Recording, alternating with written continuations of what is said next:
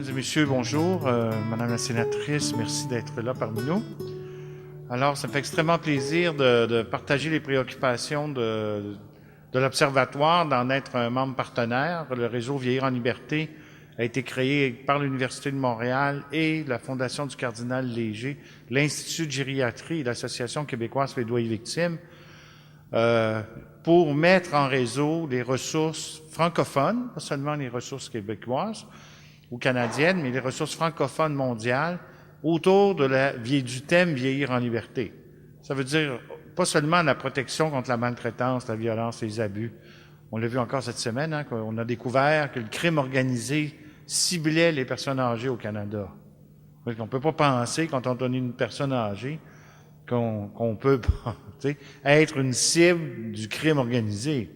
Mais en fait, on a découvert, la Gendarmerie royale a mis à jour un réseau de criminels, de crime organisé, là, c'est international, qui, par le biais de petits cadeaux symboliques, supposément spirituels ou magiques, vous portent chance, puis à partir de ça, ils vous amènent à leur confier vos données nominatives, votre date de naissance, votre numéro d'assurance sociale. Avec votre chèque, ils vont utiliser votre carte bancaire, votre compte bancaire, puis là, paf, ils partent une carte de crédit à votre nom, puis là, ils peuvent rouler pas mal longtemps. Donc, ça a été mis à jour. Il y a des milliers de victimes l'année passée par des systèmes de sollicitation téléphonique supposément que vous aviez gagné des prix. Ils ont découvert un réseau qui est installé à Montréal, mais qui ciblait des aînés aux États-Unis, qui avait réussi des fraudes cumulatives de 48 millions. Là, on se dit, ouais, mais moi, j'en ai pas de millions. Ouais, non, mais c'est l'addition de 1500 à 4000 $ de fraude.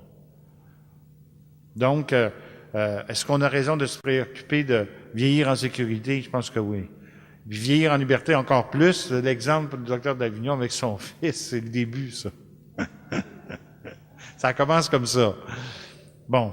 Puis après, quand il a pensé à se remarier, il y a certainement eu des discussions de famille. Donc, le thème vieillir en liberté, là, c'est pas d'aujourd'hui. Docteur d'Avignon dit que ça fait longtemps. J'ai le plaisir d'avoir Jean-Louis Lévesque ici, qui me connaît depuis que j'étais haut comme ça, ou presque. En tout cas, mes tout débuts de la vie universitaire, c'était en 1975. Je suis à 1 an de la retraite parce que j'ai décidé de la prendre tôt. Ça fait quand même de moi un aîné. C'est que ça y est. Je fais partie du club avec qui je travaille et pour qui je travaille depuis les années 75. J'avais 27 ans là, quand j'ai commencé à travailler pour les aînés. Donc, aujourd'hui, j'ai proposé de travailler sur un thème qui préoccupe le réseau Vieillir en liberté, c'est l'évaluation de danger dans le contexte des personnes âgées fragiles qui vivent à domicile. Une des grandes questions qui se posent pour les intervenants, que ce soit de la famille, des aidants, que ce soit les frères et les sœurs qui sont pas ceux qui s'occupent de leur mère ou de leur père, parce que comme moi, ma mère est à Québec, c'est mes frères de Québec qui s'en occupent. Ben moi, est-ce que je trouve qu'ils font ça comme il faut? C'est moi le gérontologue. Tu sais? Donc, comment je fais pour savoir si ma mère est en sécurité avec mon frère aîné? Tu sais? Bon, vous savez, les aînés, c'est pas toujours drôle, hein, docteur d'Avignon. Donc, tu sais, nous, on a dit, il faut un test pour mesurer le danger quand on suspecte qu'une personne pouvait être maltraitée. Alors, c'est ce que j'ai proposé à l'Institut. Sur le site de l'Institut, le réseau Vieillir en liberté, c'est un site Internet. Hein? C'est une équipe qui gère un site Internet. On est connecté dans 4 pays, le Québec, le Canada francophone, la Belgique, la Suisse et la France. Et puis, on est tous reliés au même référentiel.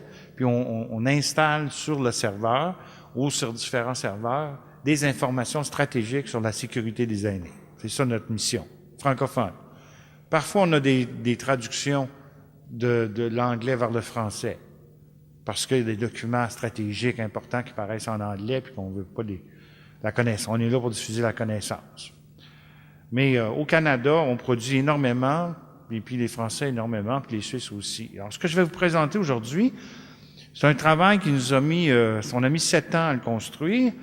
Ça, c'est un des résultats au niveau pratique, là. On a distribué 200 000, puis là, on a tiré 65 000 nouvelles copies, en français et en anglais.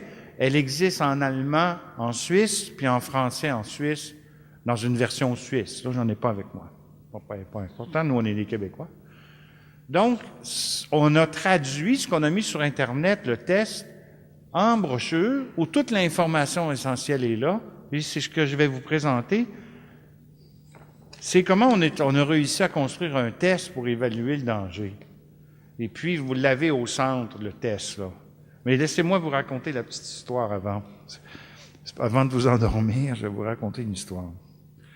Donc, en 1998, l'année des aînés, l'année internationale, la Fondation Pinel va me demander de produire une brochure financée par la Banque Royale. Puis déjà, j'avais fait un petit test à partir des variables les plus connues en gérontologie sur profil des victimes, puis profil des gens qui risquent d'abuser d'une personne âgée. Comportement des personnes qui sont abusées, puis comportement des abuseurs.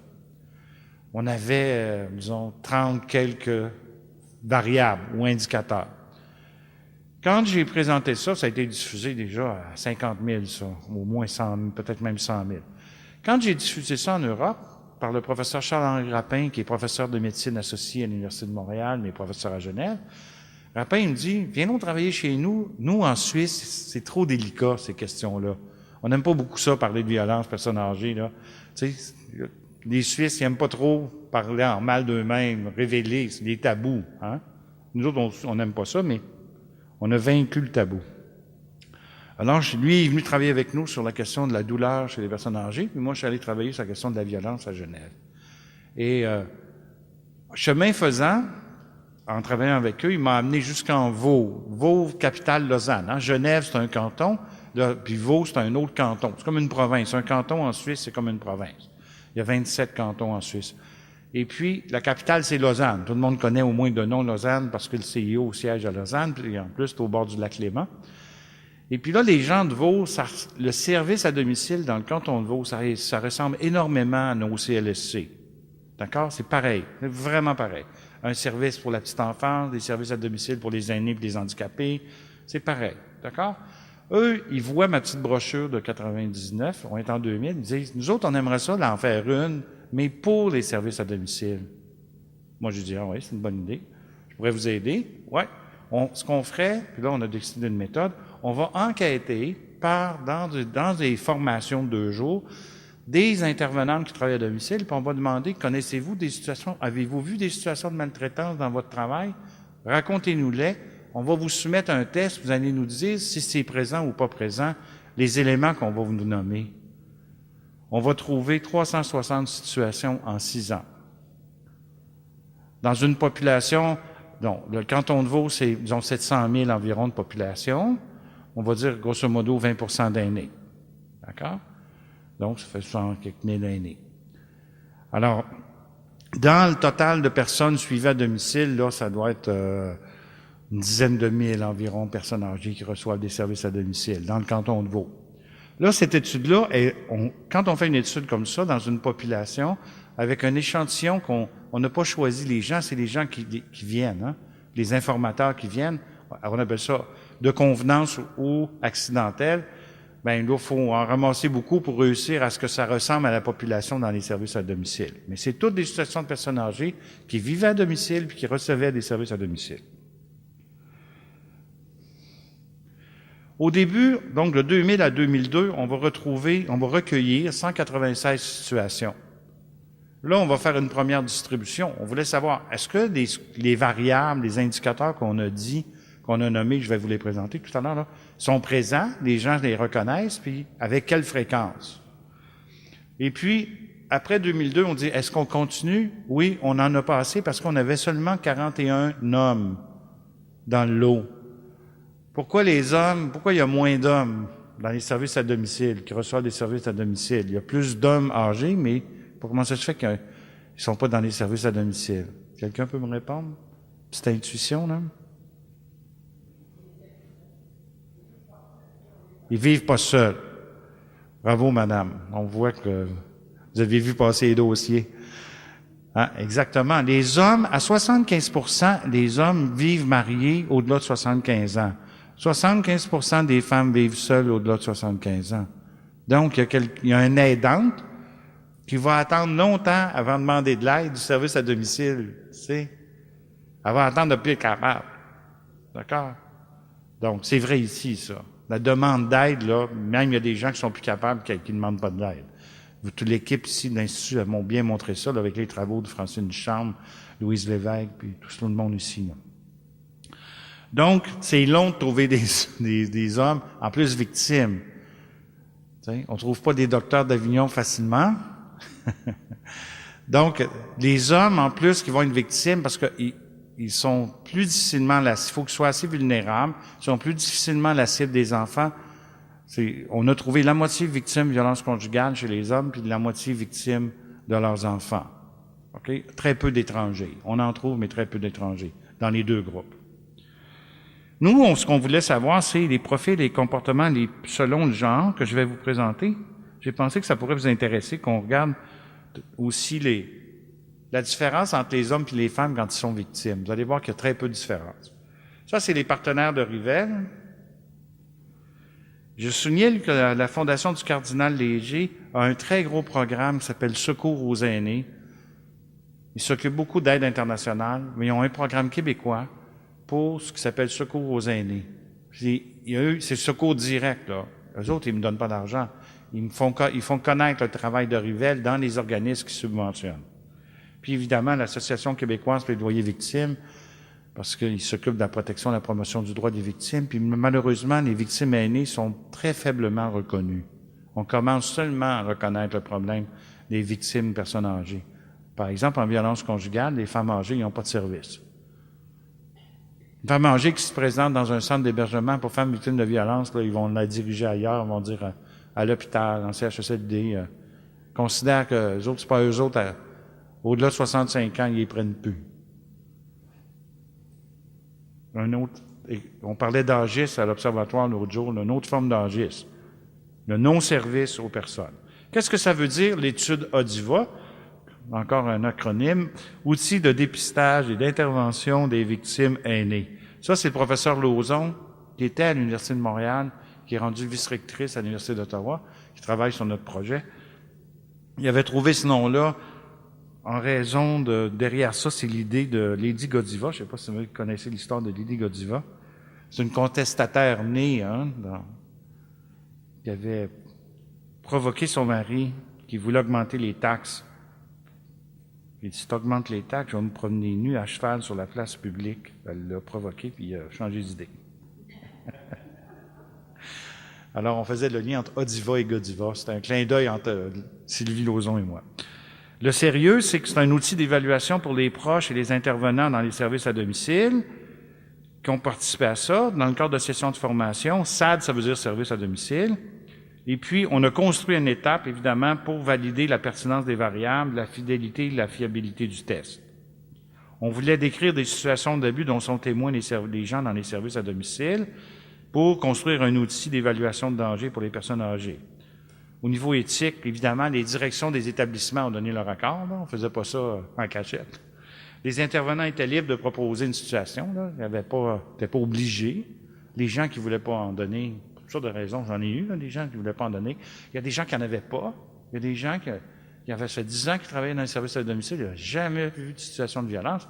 Puis ça se peut très bien, là. On n'en rencontre pas tous les jours. Il y a des gens aussi qui ne les voient pas. Pour toutes sortes de raisons. Tu sais, une question de culture. Même de ta propre famille. Tu sais. Il y a des gens qui en voient trop. Tu sais, qui vont considérer des affaires absolument épouvantables. Tu sais, parce qu'eux autres, ils ont été élevés, tu sais, comme ça. Puis faut que toujours, toi, ça soit parfait. Ben, eux autres, aussitôt que ça sort de... Tu sais, c'est pas aligné comme ça, là. Donc, mais nous autres, c'est toutes des situations où les gens nous décrivent littéralement, là. Il faut qu'ils nous racontent l'histoire par écrit. Puis après, ils répondent à notre questionnaire. Donc, on est sûr que les 360 sont des vraies situations de maltraitance. Le désordre dans le frigidaire, là, c'est pas de la maltraitance. D'accord? Je dis ça parce que il y a tout un mythe autour de l'ordre en Suisse. Vous savez que les Suisses sont très, très, très ordonnés. Puis il y a une différence entre les Suisses romans et les Suisses alémaniques. Alors, c'est l'histoire du mari suisse qui est marié à une Suissesse alémanique. Et Évidemment, tout ce qui vient avec une femme, une conjointe alémanique, c'est une belle-mère alémanique. Donc, quand elle vient faire l'enquête du frigidaire, là, c'est quelque chose. Pourtant, ils sont parfaites, les Suissesses alémaniques.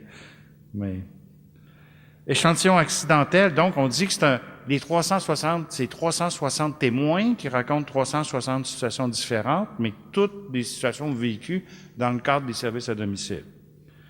Une région homogène, le canton de Vaud, une diversité de fonctions. Il y a des auxiliaires de soins, des auxiliaires de ménage, des ergothérapeutes, des physiothérapeutes, des diététistes, des nutritionnistes, tout. Des infirmières, évidemment, et 2 ou 3 médecins. Zone urbaine et rurale, bon, parce qu'il faut voir le canton de Vaud, Lausanne, c'est une vraie ville, là, c'est pas... Hein? Et puis, il y a plusieurs vraies villes, Nyon, Morges, Aubonne, ça commence à être limite Yverdon. Ça, c'est des vraies villes. Après, on tombe vraiment, c'est comme si on était, on pourrait dire Saint-Hyacinthe pour Lausanne, mais Lausanne est plus gros un peu, mais c'est une ancienne ville aussi, là. Mais avec la région de Saint-Hyacinthe, ça donnerait un peu cette impression-là. Donc, c'est à la fois rural et urbain, c'est très intéressant. C'est des histoires les gens nous racontent des situations, puis appliquent le test Odiva que je vais vous montrer. Puis c'est une statistique descriptive, ça veut dire qu'il faut qu'ils répondent sur des profils, 15 profils de victimes, 12 profils d'abuseurs, 16 comportements de victimes, 16 comportements d'abuseurs. Puis ils doivent dire oui ou non, c'est présent ou c'est pas présent, la variable qu'on va leur donner, puis on additionne le score. Une de nos découvertes, dès la recherche à 196, on a fait un premier arrêt, là, il y a quelque chose qu'on n'avait pas imaginé, qu'on a trouvé. Ça, c'est en recherche, des fois, tu fais pas d'hypothèse, puis tu trouves. Tu sais que d'abord, quand c'est des cercles rouges, ça veut dire que toutes les variables sont présentes. D'accord? Il n'y a pas de variable qui score en bas de 2 là. D'accord? Tout est au-dessus de 10 Ce qui est intéressant, c'est que les profils de victimes, les profils d'abuseurs, les comportements des victimes puis le comportement des abuseurs, il y a toujours, dans les situations, 4 variables ou plus, 4 indicateurs ou plus. Ça veut dire, si je prends ma première colonne, c'est le profil des victimes. Bien, dans le profil des victimes, ça part du plus fréquent au moins fréquent. D'accord? Puis là, vous voyez bien tout de suite par le numéro 1 que ce qui est le plus fréquent, ce sont des gens très vulnérables. Tu sais? Le monsieur ou la madame, ceinture noire, deuxième dame, 73 ans, là, elle score pas en haut. T'sais? Des gens qui n'ont pas de perte de capacité physique ou cognitive, sont très rarement victimes. T'sais? C'est ça qu'on voit. C'est en rang, là, c'est la vulnérabilité des gens qui fait qu'on peut être. Donc, on a découvert que dans chaque colonne, là, déjà dans 196, dans 60% des situations ou presque, là, il y a toujours 4. Quand une personne est victime, il y a 4 indicateurs partout. Donc, ça, c'est une découverte. C'est comme dire, on ne savait pas qu'on trouverait ça. On dit, hey, ça, c'est vraiment intéressant parce que c'est toujours la fameuse question, seuil de danger. Quand est-ce que je devrais m'inquiéter? Ça va pas bien avec mes parents, ça va pas bien avec mon père et ma mère, mais à quel moment je m'inquiète s'ils sont âgés, là? Quand est-ce que je devrais m'inquiéter? 4. Quand tu scores 4 partout, 4 indicateurs, quel que soit le rang, c'est dangereux. Parce que on trouve dans une étude de 196, on va retrouver dans la 360 exactement la même chose, même plus fort. Parce qu'on va avoir plus d'hommes, probablement. Profil et comportement des hommes et femmes victimes et abuseurs, 360.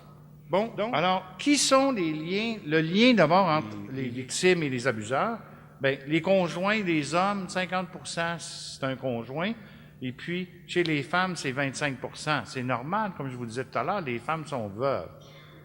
D'accord? Alors, ça correspond assez bien aux données qu'on a dans la littérature, les grandes recherches épidémiologiques sur les questions de la violence faite aux personnes âgées. C'est ça qu'on retrouve aussi. D'accord?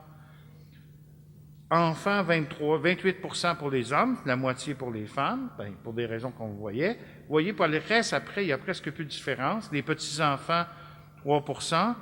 Autres familles, 3 ou 4 Évidemment, les autres membres de la famille sont plus présents quand tu es veuve. Donc, c'est normal qu'il y ait un peu plus pour les femmes. Un autre type de proche, c'est pas significatif. Frères ou sœurs, c'est de même proportion. Neveu et nièce, à peu près la même proportion. Gendre et belle-fille, la même chose. Puis les proches, amis, voisins, c'est un petit peu plus élevé chez les hommes. Bon, probablement parce que les hommes sont plus en interaction. Pour les étrangers, on sait que les femmes, c'est un peu plus élevé parce qu'ils sont seuls, puis ils sont ciblés par les étrangers, du fait qu'ils sont seuls. Être deux, à moins d'être en problème de violence de conjugale problématique, là, être deux, ça te protège. C'est mieux d'être deux dans la vie, à tous les âges de la vie. Hein. Les études épidémiologiques sur l'état de santé des populations, c'est ceux qui vivent seuls, ceux qui vivent en couple. C'est certain que le couple, en général, d'être deux, mais un couple, ça peut être deux sœurs, deux frères, en général, ça te protège, pour toutes sortes de raisons. Je ne peux pas entrer dans le détail de ça. Donc, on en voit qu'il n'y a pas beaucoup de différence, sauf, évidemment, chez les hommes, en raison du fait que les hommes sont plus souvent mariés. Donc, l'état civil, ben on retrouve, c'est ça, des hommes, des veuves, 31%, des mariés, 59%, des célibataires, 7%. On voit qu'au niveau des célibataires, il n'y a pas beaucoup de différence. Chez les femmes, on trouve des veuves à 60%, alors que notre moyenne d'âge est quand même beaucoup plus...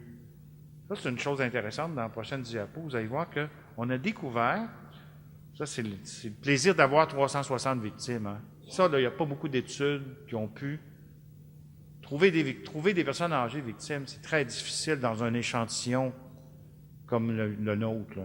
C'est une chance qu'on a eue de pouvoir faire ça.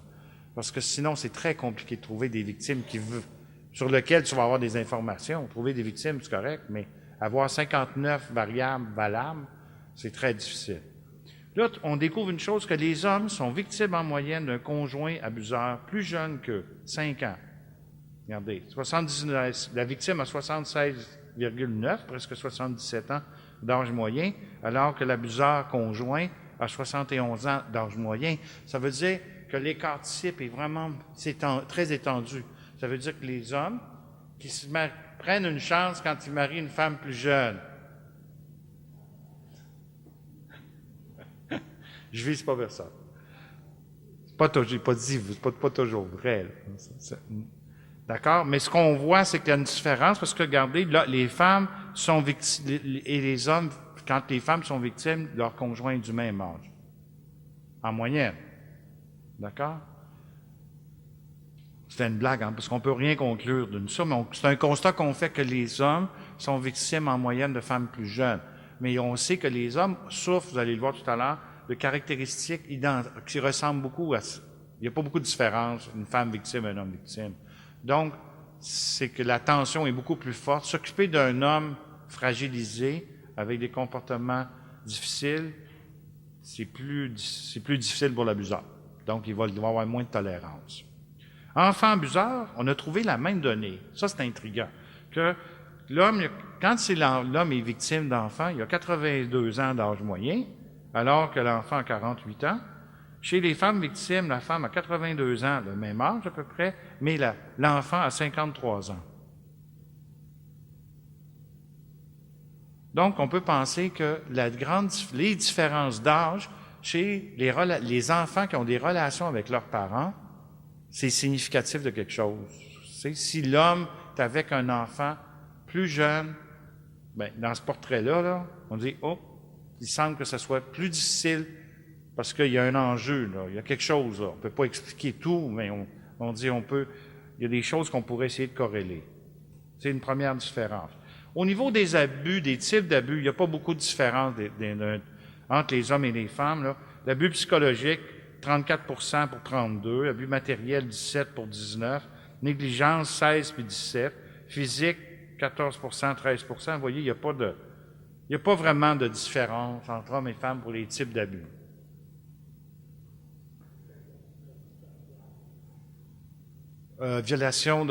L'abus social, c'est l'âgisme, là, des formes d'exclusion, de marginalisation,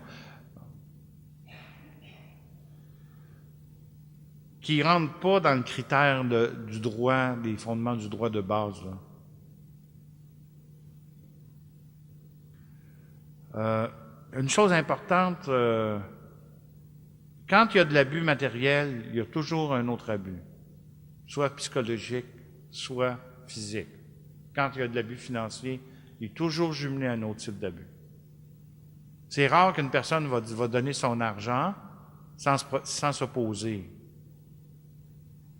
Même, puis là, après, elle reçoit de l'intimidation, des menaces, de chantage. Puis si elle n'obéit pas avec ça, ben, elle est frappée.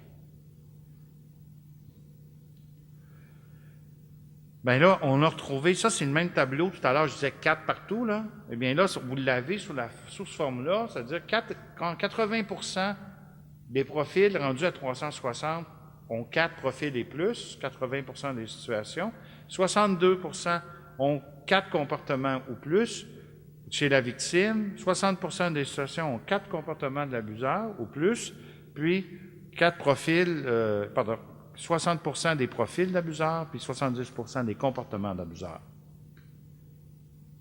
Donc, le fameux 4 est confirmé. Là. Dire que c'est quoi le critère quand une personne âgée est en danger avec notre test à nous autres Audiva, là, c'est 4. Donc, si jamais vous utilisez ça avec notre cahier, puis vous arrivez 4 partout, là, vous pouvez être convaincu que votre personne est en danger. Puis ça, là, il y a 4000 personnes qui remplissent le test par mois sur Internet, qui est numérisé. J'ai jamais trouvé une situation, moi, jamais rapporté une situation où ils ont coché 4 partout et il n'y avait pas d'abus. On a accordé, là, vous voyez qu'il y a des scores, il y a des valeurs. Comment on a fait ça? C'est qu'en réalité, on a pris notre distribution en rang, hein? Disons la plus fréquente en moyenne, c'est autour de 58-60%, la première variable en haut. Puis ça descend jusqu'à jamais plus bas que 10%. Alors, tout ce qu'on a fait, on a regroupé ensemble, d'accord? C'est bon? OK? Tout ce qui était situé dans le quantile des 40 à 60%, on leur a donné 10 points. Ceux qui étaient intermédiaires, en utilisant les écarts-types, ceux qui étaient intermédiaires, on les a mis 7 points. Et puis, pour respecter la règle du 4, on a dit c'est 4. Si c'est 4 les moins fréquentes, ça devrait être notre seuil de danger pareil. Qu'ils soient les plus fréquentes ou les moins fréquentes, mais disons que c'est les moins fréquentes. Mais il y a des choses qui ne sont pas fréquentes, qui sont très dangereuses. D'accord? Donc, on ne pouvait pas arbitrer dans tout ça. On dit, on va donner un score de danger 4, les moins fréquentes 5 points, 4 fois 5, 20. D'accord? Donc, il y a certains indicateurs qui en ont toujours au moins 4 minimum. Les 4 plus basses, ça donne 20. 20, c'est le seuil de danger. On est dit, est-ce qu'il y a une différence entre quelque chose qui n'est pas fréquent, disons pas du tout fréquent, donc 4 fois 5, 20, puis 2 indicateurs qui sont très présents à 60% des situations? Est-ce qu'on devrait donner une valeur différente? Ou bien on prend 4 très présentes, ça va avoir la même valeur que 4 pas fréquentes. On a dit, ben non, il faut allumer plus que ça. On est là, on ne commet pas du mal en étant prudent, d'accord? En étant en compassion avec les gens. Si on dit qu'il faut être attentif, puis on est là pour aider les gens en difficulté, là, on n'est pas là pour regarder passer des trains, donc on va dire, on va se donner un moyen de dire, même si c'est pas si c'est très fréquent, ça n'en prend pas 4, ça en prend peut-être juste 2. C'est une évaluation de danger. Si à la fin on conclut qu'il n'y en a pas de maltraitance, bien on fait rien. Mais c'est sûr que la personne est en difficulté. D'accord? Donc, on a donné les variables, on a dit très fréquent, ça veut dire au-dessus de 45 d'habitude %, là, 42, je pense, le plus bas. De 42 à 60% des situations, on a donné 10 points. Donc, le seuil de danger, quand c'est très fréquent, c'est pas 4, c'est 2, comprenez? Parce qu'on a donné une valeur double. Parce que c'est très fréquent. On voulait tenir compte de ça. Question là-dessus? Pas trop chinois? C'est juste la logique de dire 4, vous ne vous trompez pas. D'accord? Mais nous autres, on se disait, on connaît nos intervenants, puis il y en a qui vont nous dire, hey, écoute, si c'est présent à 60%, c'est comme la police, ça, dans les voitures, qui enquêtent. Je vais vous raconter une histoire avec la police tantôt. Puis ils voient une bouteille de bière dans le char, elle est vide. La probabilité qu'elle ait été bue dans la voiture est à quel pourcentage? Ben, tu sais, pas pareil comme trouver un sac de papier qui aurait pu contenir une bouteille de bière. D'accord? C'est le même concept. C'est-à-dire, les policiers travaillent comme ça. Ils savent, eux autres, dans une scène de crime, que s'ils trouvent telle affaire, que ça, là, c'est indicateur, puis c'est pas n'importe quel. Ça, là, ils scorent 10. Donc, on a dit le même raisonnement. Mais le final, selon notre règle statistique, c'est 4. Pour les gens qui veulent être au maximum de la prudence, nous autres, c'est le maximum de la compassion. On dit, on est mieux de faire preuve de compassion. Surtout que quand vous regardez les 4 premières de la personne âgée la plus souvent victime, là, ça veut dire au-delà de 40 là, des 360 situations, elle est dépendante, elle reçoit de l'aide d'une même personne depuis longtemps, elle souffre d'un handicap physique exigeant de l'aide quotidienne, puis n'a pas le contrôle de ses avoirs financiers puis de son argent au quotidien. 4 de même, là. Puis, on va dire, elle vit avec quelqu'un, tableau 2, qui n'est pas préparé à s'occuper d'une personne malade, qui vit avec la victime ou s'occupe d'elle depuis longtemps, ne reçoit aucune gratification pour cette charge, puis accepte mal la charge de soignant. En voulez-vous un de même? Un fils comme ça, là? Si vous regardez la colonne 3, là, qu'est-ce qu'on a trouvé comme comportement le plus fréquent chez les victimes? Il vit en réclusion évidente. Puis là, vivre en réclusion évidente, dans notre test, là, quand il y a une explication, là, c'est est réclus à l'usage d'une pièce ou d'une partie d'une pièce. Okay? Si vous avez vu le film de Denise Payette, Les dernières violences, là, son grand-père a vécu à la cave pendant 15 ans, enfermé par sa femme à la cave, puis il était nourri avec les restants de table. Okay? C'est la réalisatrice du film qui essaie de comprendre que tout à coup, elle s'est souvenue de ça, puis elle a fait un film en partant de l'histoire de son grand-père. Il avait été puni parce qu'il avait fait faillite. Donc là, on a retrouvé ça à 43, si ma mémoire est bonne, là, vie en réclusion évidente, regardez bien. Dépenses, fréquence des profils de l'abuseur, fréquence des profils de la victime. Vie en réclusion évidente, 43 %. C'est du monde, ça, là. C'est la même fréquence chez les hommes et chez les femmes. Apparaît effrayée et méfiante. Bien, si une personne est victime, c'est normal. T'sais, une personne victime, normalement, ça dure depuis longtemps. Une personne âgée victime, c'est pas occasionnel, là. Elle est dans un contexte de maltraitance. Présente des symptômes de dépression, insomnie, perte d'appétit, perte d'intérêt, pleurs fréquents. Puis à l'ARCAM à l'excès, bien ça, évidemment, est conditionné par des médicaments. On la traite au neuroleptique, au psychotrope. Puis si vous regardez les comportements d'abus les plus fréquents, la 4e colonne, se plaint du comportement de la personne. Ça, c'est typique des abuseurs qui disent que c'est à cause des victimes. Même les abuseurs d'enfants, hein, tu sais. Ah, elle a 12 ans. Elle s'est montrée sexuellement provocante. Allô? T'sais? Alors là, ici, c'est qu'on n'est pas en abus sexuel, mais c'est le même type de réaction de se mettre le fardeau du problème sur la victime. Il se plaint du comportement de la victime. Quand vous entendez ça, ouvrez grand les oreilles, parce que ça veut dire qu'elle culpabilise la victime. C'est une défense très typique d'un abuseur. Déprécie la victime. Sur Internet, vous avez tous les lexiques là, de chaque mot. Ça ne veut pas dire la même chose, déprécier puis réprimander. Déprécier, là, ça veut dire « elle me sert à rien, elle me sert plus à rien, il n'est pas utile, okay? Il fait plus rien, il fait rien. » Vraiment, ça déprécie la victime. Réprimande, c'est « fais pas ci, fais pas ça, tu n'aurais pas dû faire ça, comment tu sais que tu fais ça? Mange comme du monde, lisse-toi la bouche. » Réprimande la victime, systématiquement, dans tout ce qu'il fait. Isole la victime, ben là, c'est bien corrélé avec vie en réclusion évidente. Puis regardez, isole la victime, là. Le comportement de l'abuseur. Fréquence des comportements de l'abuseur. Isole la victime, 48 puis 36. Regardez, c'est la 3e ligne, hein. Isole la victime, là, c'est la différence homme-femme. Les hommes sont plus souvent victimes de cette stratégie-là que les femmes. Savez-vous pourquoi? Nous, on ne sait pas. Ils sont dans les 6 premiers, dans les 2 cas, là, Mais les hommes sont plus fréquents isolés comme ça parce qu'ils se débattent, ils s'opposent. Les femmes sont compliantes.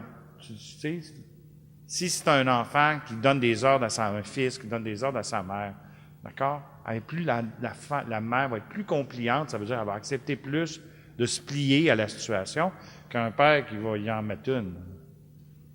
Tu sais? Donc, on a trouvé que cette dimension-là, que probablement que des hommes comme ça descendent dans la cave. Tu sais? C'est comme ça qu'ils se retrouvent à la cave. Généralement suclés. Là, les services à domicile débarquent, là, puis ils trouvent la personne. Puis là, c'est le plus drôle là, de ça, les gens sont plus à la gêne de faire ça. La mère la grand-mère de Denise Payette, là, elle invitait sa famille à souper, puis le grand-père était dans la cave, là. À Noël, il ne montait jamais de là. Donc, les services à domicile, les gens ici au Québec, ils vous raconteraient ça, là. La personne est isolée dans une pièce, là. C'est barré à clé, là. Quand les gens des services à domicile arrivent, la personne en va chercher la vieille, déborde la porte, sort la vieille. Les gens font ça en pensant tout naturellement. Là, au début, ils s'en cachent un peu, là, mais c'est pas long qu'après un mois, là, quand c'est les mêmes personnes qui viennent, là, ils ne se cachent plus. On voit ça à 40 %. Sur les différences hommes-femmes, il me reste combien de temps? J'ai fini, docteur Davignon? Bien, je vais vous donner. Dans la brochure, on vous a mis des stratégies d'intervention, des ressources d'aide, pour ne pas laisser les gens, là, on leur dit quoi faire si vous êtes témoin d'une situation. On met en référence les services qui viennent en aide aux victimes. Vous avez des informations concernant le curateur public, la commission des droits, des conseils pour protéger les biens, parce que, surtout pour les femmes, les enfants considèrent que quand elle devient veuve, bon, lui, il y a même son fils qui trouvait que peut-être qu'il avait besoin de supervision pour contrôler son budget, mais si ça avait été sa femme, si c'est lui qui était décédé, les enfants considèrent que les biens, leurs biens, une fois que le mari est décédé, là, ça appartient aux enfants. Elle les transporte. Elle est juste là pour les transporter. Puis même moi, là, j'ai pour des raisons que je raconte pas, là, Dieu m'a béni, j'ai 2 maisons de campagne, une à côté de l'autre quasiment. Puis j'ai 2 filles. Un soir de Noël, on entend toute ma famille était réunie, dans une trentaine, puis on a une table pour les enfants, puis il y avait, à l'époque, je sais pas, 17 puis 12 ans. Ils racontaient à leurs cousins, cousines, que la maison d'en haut était la plus vieille, puis la maison d'en bas était à l'autre. C'était déjà partagé. Là, on n'était pas morts. Ça commence bien. Pensez dans votre famille, là, sur si vous avez des parents, comment les enfants considèrent, tu sais, une de mes nièces, sa mère est en établissement, là, maison de retraite, privée, tu sais. Puis elle dit dans un commentaire comme ça, elle est toute en train de dépenser notre argent. Là, je dis, notre argent, ben, elle dit l'argent que notre père a laissé, il a voulu le donner à vous. Non, c'est à ma mère. Mais pourquoi tu dis notre argent? Ben, une façon de parler, là. Ben, c'est ça. Exactement. Donc, en Suisse, le logement, je ne sais pas si vous savez le coût du logement en Suisse, là, mais la valeur des maisons, puis tout ça, là, c'est fou. Évidemment, les personnes âgées qui sont propriétaires, ils habitent, c'est un bien qui vaut une fortune. C'est facilement 2 millions, 3 millions. Tu sais, ça devient comme Montréal maintenant. Avant, tu disais que tu pouvais être logé pour 100 000 $. Aujourd'hui, oublie ça, là. C'est un peu la même idée, mais mettez ça par beaucoup de zéros de plus. Donc, les familles, quand le mari décède, bang, ils squattent la maison. Il y a un des enfants le plus vite. Donc, je pense que c'est le plus vite. Tu sais? Ou qui peut se faire accepter ou il peut l'imposer. Ça dépend. Il y a toutes sortes de jeux dans la famille, là. Vous pouvez savoir dans la vôtre lequel qui est problématique, qui va aller s'installer chez la grand-mère ou chez la belle-mère quand le mari va décéder, là. Puis là, ils squattent la maison. Puis ils mettent la mère au grenier, dans le cœur. Ils appellent ça l'intergénérationnel.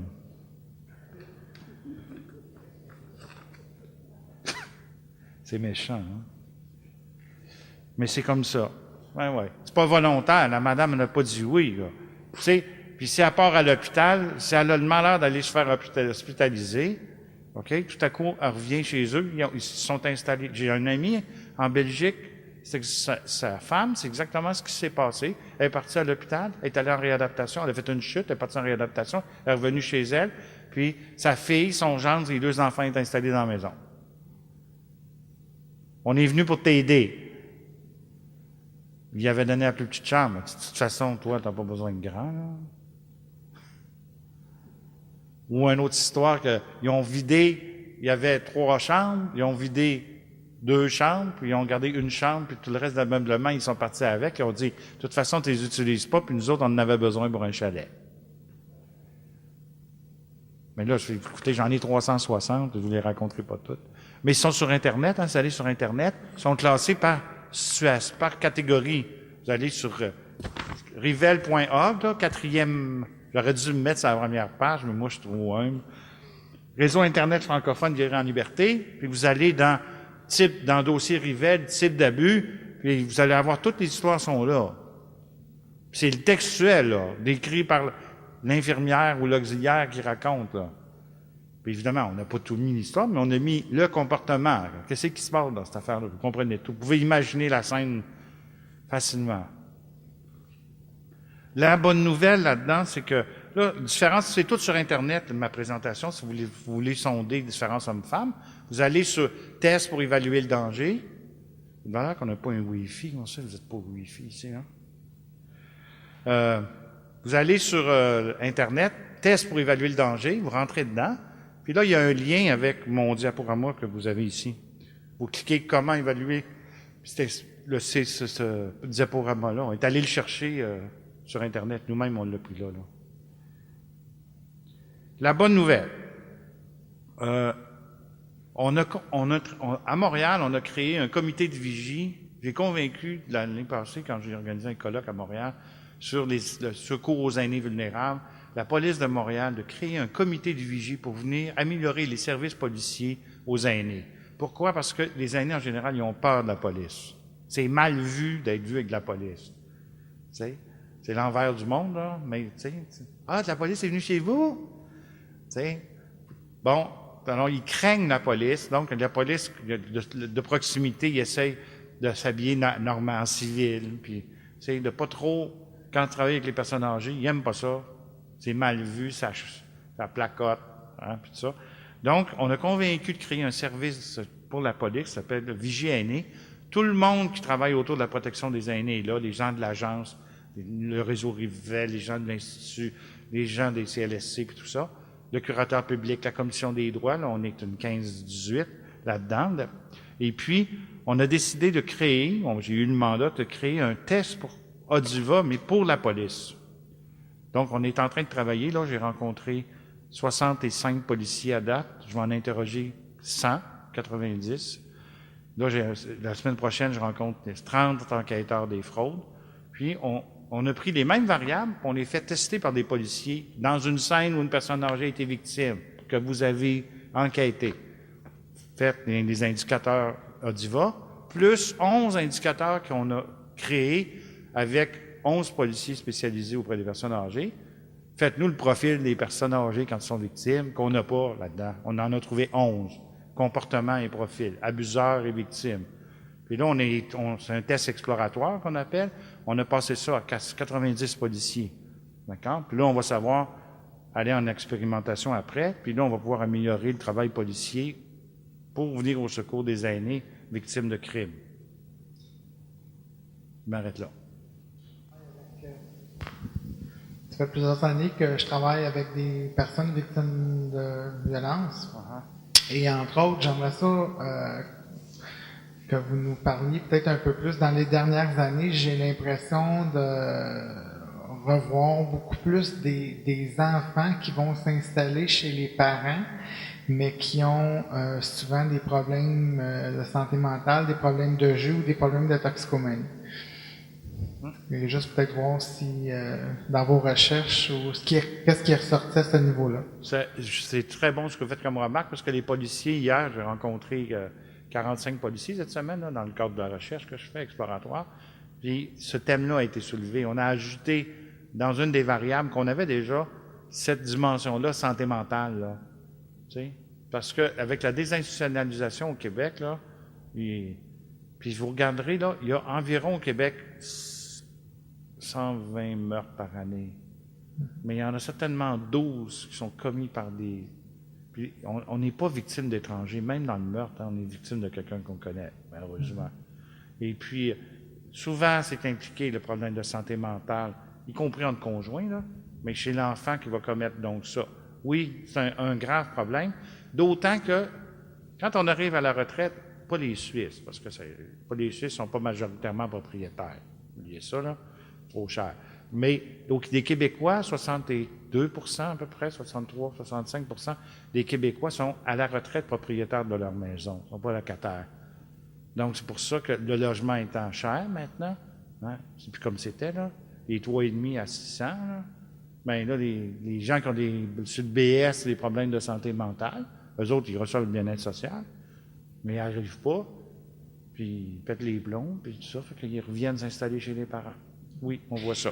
Et la deuxième question, il y a 11 ans environ, à Montréal, il existait une maison pour les personnes âgées victimes de violence. C'était un projet pilote, je pense que ça a duré 1 an. Ça s'appelait la maison Jeanne Simard. Est-ce que, selon vos recherches, est-ce que c'est quelque chose qu'on pourrait peut-être voir renaître à Montréal dans les prochaines années? Bien, moi, je pense que ces types de ressources-là, peut-être... Le problème qu'ils ont eu, c'est qu'il n'y a pas eu suffisamment de références. Le problème, c'est que les personnes âgées, l'approche d'intervention, de secours, d'aide, d'accompagnement d'une personne âgée victime, même en violence conjugale, on ne peut pas la faire comme on l'a fait dans d'autres groupes d'âge. Et puis, c'était pas une réponse, okay? Mais il faut dire que le relais, c'était mal connu, c'était mal diffusé. Les intervenants la connaissaient mal, cette ressource-là, donc ça a été installé dans on pourrait dire, un mauvais timing. Peut-être qu'aujourd'hui, mais avec une concertation plus augmentée là, entre les intervenants pour la référence, en fait. À partir de quel moment on envoie quelqu'un là, puis comment elle va être accueillie, puis qu'elle se sente en sécurité de pouvoir revenir à la maison. Là. Tu sais? Et je veux juste partager un dernier commentaire, c'est que souvent aussi, ce que j'ai réalisé au cours de ces années-là, c'est que souvent, toi, comme intervenant, tu as fait un cheminement, tu es capable de reconnaître, tu es capable d'identifier. Et souvent, lorsque tu as travaillé avec d'autres intervenants, que ce soit au niveau policier ou n'importe quoi, c'est souvent des gens qui ont peut-être pas la même formation et souvent, là, vont essayer de re-questionner ou dire, ben non, c'est pas correct, mais toi, souvent, tu connais les notions, tu connais les choses. C'est pour ça qu'on a fait le document, là, Odiva, hein. C'est pour ça que on pense, écoutez, s'il a été distribué à 200 000 exemplaires à date, là, il doit commencer à être bon, sans prétention aucune. Là. Puis sur Internet, 4 000 requêtes par mois, ça commence à être du monde aussi qui teste.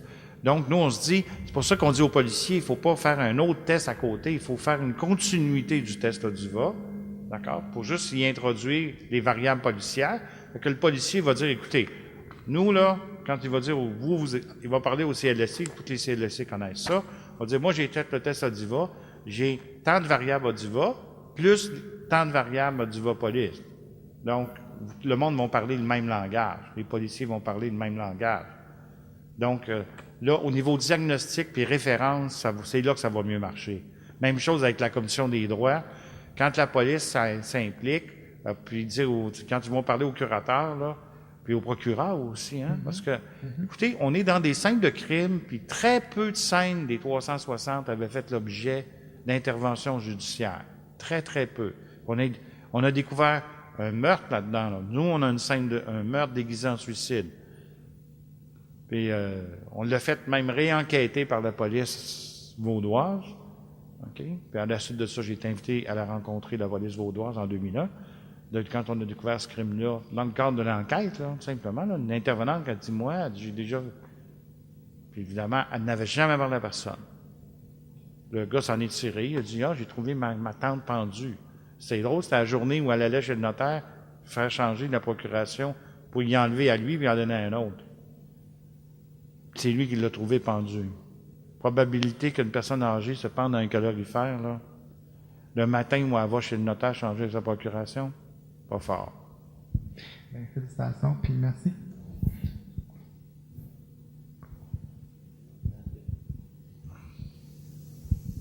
Si les policiers sont appelés là, et puis vont apprendre à reconnaître une personne âgée qui est abusée, mais ils vont la conduire à quel endroit après ça?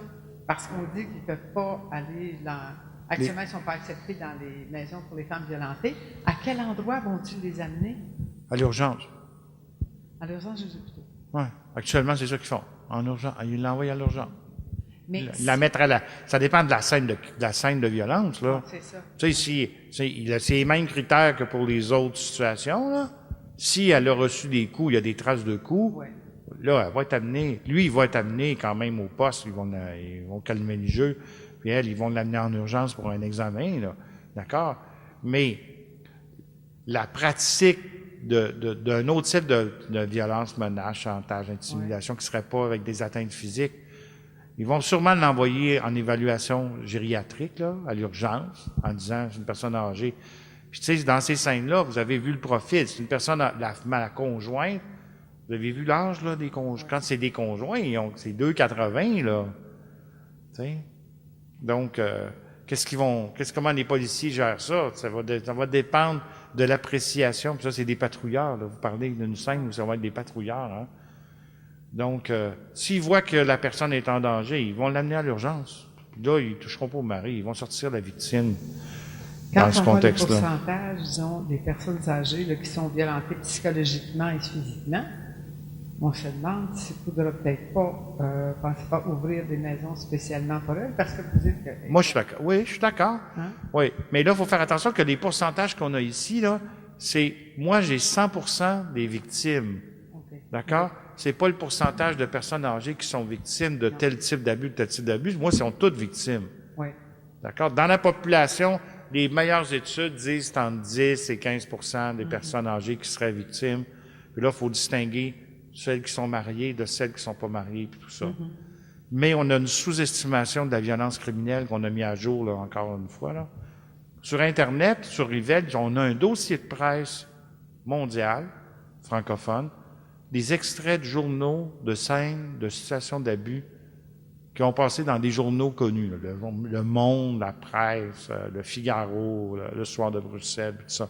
On en a presque une centaine de situations pour montrer la vérité que c'est une pointe de l'iceberg, le problème de l'exploitation des personnes âgées, y compris criminalisées, là. Mais compte tenu qu'ils ciblent des gens isolés, qui ont honte, ou qui n'ont pas les capacités de se plaindre, qui n'ont pas conscience qu'ils sont victimes, ils pensent qu'ils ont fait une erreur, que c'est à cause de leur faute. Moi, j'ai une dame qui m'a appelé, là, qui avait migré au Québec avec 200 000 €, là, c'est presque 300 000 piastres. Puis elle a fait confiance à une amie qui lui a dit qu'elle l'avait investi chez un spécialiste. Elle n'a jamais retrouvé son argent. Elle a fait confiance à une amie pour 300 000 balles. Je trouve que il faut réfléchir puis agir beaucoup parce que quand on sait que le groupe de la population qui s'élargit, c'est le groupe des personnes âgées. Total. Oui, nous, on organise d'ailleurs l'Observatoire et l'Institut sont mêlés à ça, là, un grand colloque, on pourrait se parler après, un symposium en octobre sur vieillir en sécurité au Canada, à quelles conditions. Puis on va aborder tous ces thèmes-là, sécurité de la personne, puis sécurité du patrimoine, puis sécurité des environnements. Vieillir en milieu rural, là, tu sais, être veuve en milieu rural, là, c'est quoi? Puis, tu sais, dans les résidences privées, puis dans les résidences publiques, quand vous regardez le score des hôpitaux, c'est ainsi, vieillir en sécurité, là, ça commence à être une vraie question. Avec le nombre qui augmente, puis le ministre qui dit qu'il ne créera pas de lit de longue durée. Ouais, la fameuse inaptitude qu'on ne sait pas, tu sais, des fois, l'inaptitude, c'est facile, là. La personne, tu sais, comme on dit, Alzheimer 4e degré, là, c'est facile. Mais les zones grises d'inaptitude où les gens, le médecin, il va dire, elle n'est pas inapte. Le travailleur social va dire, elle a encore des capacités. Donc, elle ne tombera pas dans le champ de l'inaptitude. Puis là, elle n'est pas capable de gérer ses biens, puis elle a 100 000 piastres. Puis elle a des enfants en difficulté. Même pas toxicomane, là, juste en difficulté. J'ai vendu des œuvres d'art et mes enfants l'ont appelé à Pâques. Et j'ai entendu une bru dire à l'autre, mais il ne restera plus rien. Il continue. Donc, ça me traumatise. Donc, j'ai été traumatisé. Et je me demande, parce que c'est un peu le rôle de l'OBS, si on ne devait pas faire de la prévention, c'est-à-dire éduquer les personnes qui deviennent âgées à ce qui les attend.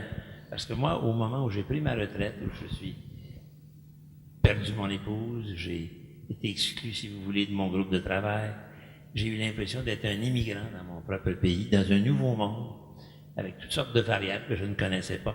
Je pense qu'il y a une éducation, une instruction à faire pour les gens vieillissants. C'est ça qui vous aide. Parce que les gens qui nous environnent ne sont pas méchants. Hein? Mes bruits ne sont pas méchants, mais on les entend parler de l'après-grand-papa. Ben, c'est pas, tu sais, je comprends, mais je suis encore là. Quand c'est toi le grand-père, c'est comme... Ouais, je suis encore là. Hein? Alors, je me demande s'il n'y a pas moyen d'envisager un côté préventif à votre... Ben, c'est pour ça qu'on fait des événements comme le symposium, là, il y a déjà 100 retraités d'inscrits, puis il n'est pas encore affiché, notre symposium. Donc, grâce à l'AREC, l'Association des retraités de l'enseignement, qui vont jouer un rôle important là-dedans. Donc, c'est sûr qu'avec le vieillissement de la population, il faut mobiliser l'opinion publique, les médias, mais on y arrive progressivement, là, avec le soutien par exemple, du Sénat canadien, puis des autorités, des aînés, en fait. C'est les aînés au secours moi je dis c'est les aînés au secours des aînés. C'est pas compliqué. C'est la solidarité d'abord intragénérationnelle. C'est ça que, dans ce sens-là, que moi je trouve qu'il faut penser, là. Les plus jeunes, ceux qui ont 60 ans, parce qu'on est aînés aujourd'hui, on prend notre retraite en moyenne à 60 ans au Canada. D'accord? Puis c'est ça le signal que tu es un aîné. T'es pas con pour autant, tu es juste parmi ceux qui sont des jeunes aînés. Puis les statistiques sur le bénévolat au Canada montrent que ceux de 60 ans, là, leur préférence est de venir en aide à des gens plus âgés qu'eux. Parce qu'il y a un facteur d'identification, de relations mutuelles, puis de savoir qu'à 60 ans, tu as compris que tu vas y arriver. Là. Avant, tu te dis, tu vas échapper à ça. Tu crois que tu ne seras jamais vieux.